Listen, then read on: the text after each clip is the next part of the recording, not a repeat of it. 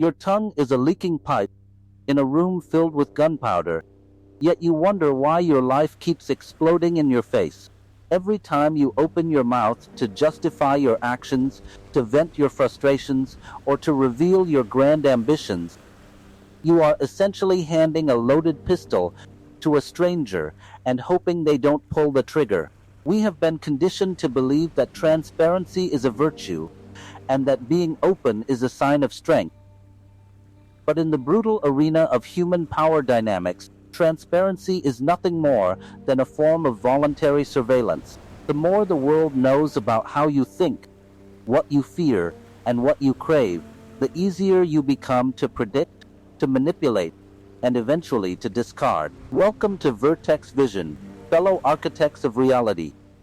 Today we are moving past the superficial advice of self-help gurus and entering the cold, calculated chambers of strategic sovereignty. We aren't here to discuss how to be liked. We are here to master the 4 hidden pillars of internal and external dominion. If you are looking for comfort, look elsewhere. If you are looking for the keys to the kingdom of yourself, then listen with every fiber of your being. 1. Believability, OFFD, unconstrained voice. We must begin with the most primitive weapon in your arsenal: silence. Most men speak because they cannot endure the psychological weight of a quiet room. They feel a desperate need to fill the void, to prove they are smart, or to ensure they are understood. But understand this: when you speak, you are bleeding information. Every sentence you utter contains data points about your insecurities, your ego, and your boundaries. Machiavelli understood that a ruler who speaks too much becomes common. Familiarity breeds contempt, and contempt is the precursor to rebellion. Silence, however, is an enigma. It creates a vacuum that others feel compelled to fill with their own nervous chatter, effectively forcing them to reveal their hand while you keep yours hidden behind an iron curtain of restraint. Think of the last time you felt the urge to explain yourself during a conflict. That urge was not a search for truth. It was a symptom of your own insecurity. By refusing to defend your position, you exert a gravitational pull that makes the other person feel small, impulsive, and unhinged. You don't need to win the argument with words when you can win the war with presence. Silence is not the absence of power. It is the most disciplined and terrifying manifestation of it. 2. Reclaiming the occupied territory off the mind. You believe your thoughts are your own, but you are likely living in a mind that has been colonized by the voices of the mediocre. From the moment you wake up, your attention is under siege. Social media algorithms, societal expectations, and the echoes of past failures are all fighting for rent-free space in your skull. Most people are not thinking. They are merely reacting to the stimuli provided by those who profit from their distraction. To master the mind is to become a ruthless landlord of your internal palace. You must treat every incoming thought like a potential traitor at the city gates. Ask it, does this thought provide me with leverage, or does it drain my resolve? If a thought does not serve the mission, it must be executed without sentimentality.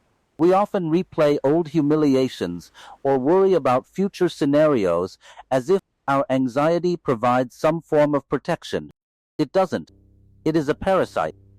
A disciplined mind is a surgical tool, not a landfill for collective neurosis. You must learn to observe your thoughts without identifying with them. You are the commander, not the soldier in the trenches. When you stop negotiating with your distractions and start dictating your focus, the world begins to lose its grip on you. 3. The alchemy of emotional restraint. The modern world worships emotional honesty, but in the architecture of power, an emotional man is a predictable man. If I can make you angry, I own you. If I can make you desperate for validation, I control your movements. Emotions are biological signals, not commands for action. The strategist views emotion as a form of intelligence, like a weather report, but he never lets the weather steer the ship. Machiavelli famously noted that it is better to be feared than loved, not because he was cruel, but because love is a fickle emotion that people can withdraw at any moment, whereas the calculated boundaries of respect and restraint are stable. When you show your rage, you are showing your limits. When you show your fear, you are showing your vulnerabilities.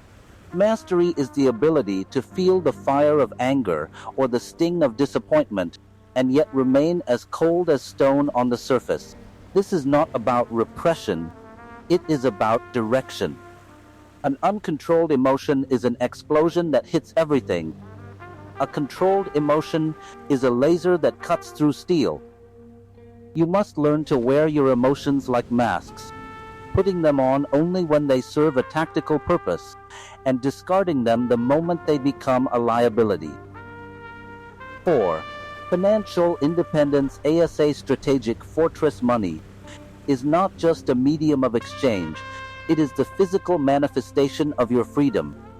If you are dependent on a paycheck that can be revoked at someone else's whim, you are not a free man, you are a tenant in your own life. Most people treat money as a way to buy comfort, but the wise treat it as a way to buy autonomy.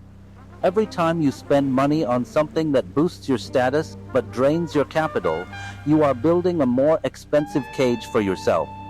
True wealth is the ability to say no to any situation, any person, and any compromise without fear of ruin. This requires a level of financial discipline that borders on the ascetic. You must value your future sovereignty more than your current comfort. Avoid the trap of conspicuous consumption. The truly powerful don't need to shout their status through luxury goods. They prefer the quiet security of assets that work while they sleep. When your finances are in order, your voice carries a different weight. You no longer speak from a place of desperation, but from a place of choice. In the modern era, a bank account is a shield, and a lack of debt is a weapon of war. 5. The gravity of silent presence. There is a specific type of authority that doesn't require a title or a loud voice. It is the weight of a man who has mastered himself. We call this presence. Presence is the byproduct of every impulse you've denied and every secret you've kept. It is the energy you bring into a room that signals to everyone else that you are not there to be moved, but to move. People who over-explain themselves have no presence because they are constantly leaking energy. They are trying to convince the world of their value, which only proves they don't believe in it themselves. To build presence, you must embrace the art of subtraction. Stop trying to be the most interesting person in the room and start being the most observant. When you speak less, your words gain a scarcity value. People lean in to hear what you have to say because they know it wasn't thrown together in a moment of impulse. Presence is about holding your frame. It is the ability to stay centered while the world around you is in a state of chaotic flux. It is the silent roar of a predator who doesn't need to growl to be recognized. 6. The art of strategic withdrawal and timing. Finally, you must master the rhythm of the world. Most people fail because they move when they are emotional rather than when the time is right. Patience is the ultimate form of rebellion in a world addicted to instant gratification. The ability to wait, to observe, and to withhold your strike until the moment of maximum impact is what separates the masters from the masses. Furthermore, you must know when to disappear. Overstaying your welcome leads to saturation, and saturation leads to a decline in value. Whether in a relationship, a business deal, or a social circle, the person who is willing to walk away first is the one who holds the power. This is the law of scarcity applied to the human soul. By withdrawing your presence, you force others to realize what they have lost. You create a space where your value is magnified by your absence. Never allow yourself to become a permanent fixture in anyone's life to the point where they take your presence for granted. Be like the tide, powerful, inevitable, but always maintaining the dignity of the retreat. When you finally return, you do so on your own terms, with renewed force and absolute clarity. 7. The final coronación, the journey we have discussed today, is not a path for the weak-hearted. It is a solitary road that leads to a throne within your own spirit. You do not need the world to recognize your power for it to be real. In fact, the most potent forms of power are those that are never seen by the public eye. You are now the architect of your own silence, the commander of your own mind, the general of your own emotions, and the guardian of your own wealth. This is the coronation of the self. From this moment on, stop looking for leaders to follow and start becoming the sovereign you were meant to be. The world is full of noise, but your power lies in the stillness. The crowd is obsessed with the visible, but your strength lies in the hidden.